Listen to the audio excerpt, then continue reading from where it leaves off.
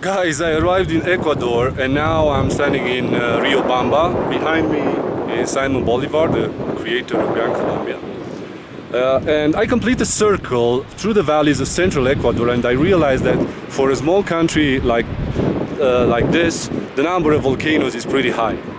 And I decided to talk today about at least 5 volcanoes because these volcanoes influence the life of people not only in terms of beliefs, traditions, art and culture, but also their daily lives.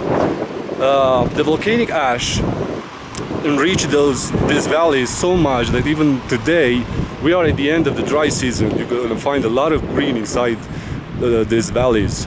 They are using these valleys today for intensely farming and agriculture.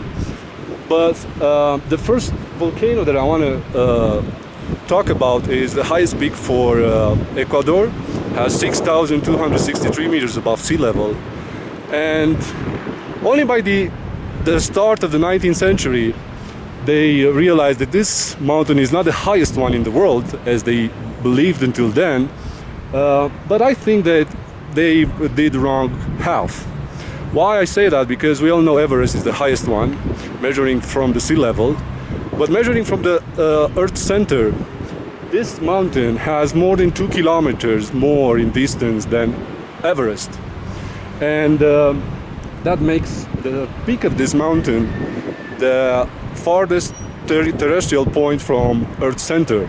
And that makes him also the closest place to the stars, isn't it? It has a really beautiful shape of a volcano in all sides. It's snow-capped, can be climbed, obviously. Its name, it's coming from Quechua language. It's the second version of Quechua language and means on the other side, something like on the other side of the river. As you can see, it has a beautiful shape, but now it's a bit clouded. Another mountain and volcano that is pretty perfect, it's Cotopaxi, but it's not visible from here. It's the second highest point of Ecuador.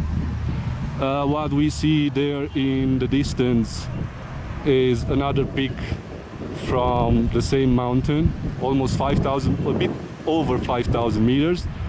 And the third one, Cotopaxi, that I said is not visible from here, has almost 5,900 meters. It is believed that it's one of the highest volcanoes active in the world, but the highest volcano, which is inactive, you remember from the video that we made in San Pedro de Atacama, and it's about Los Ojos del Salado, with 6,800 meters above sea level. The first volcano that I want to talk is this one in front.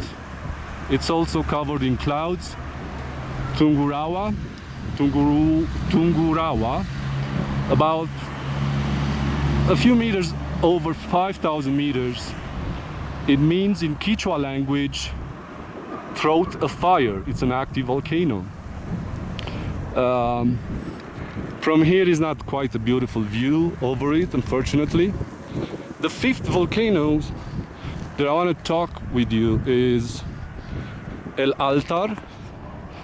Has about almost 5,300 meters above sea level, and it was named by the Spaniards.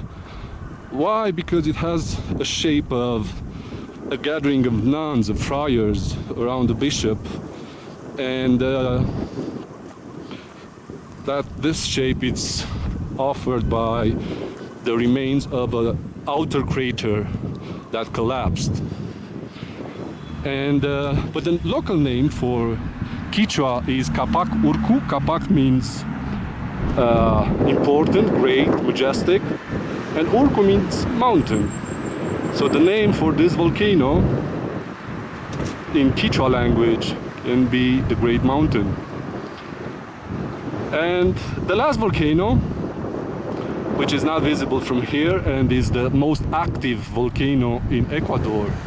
It's called Sangay, and it's a bit much souther in the distance over these mountains in front of us.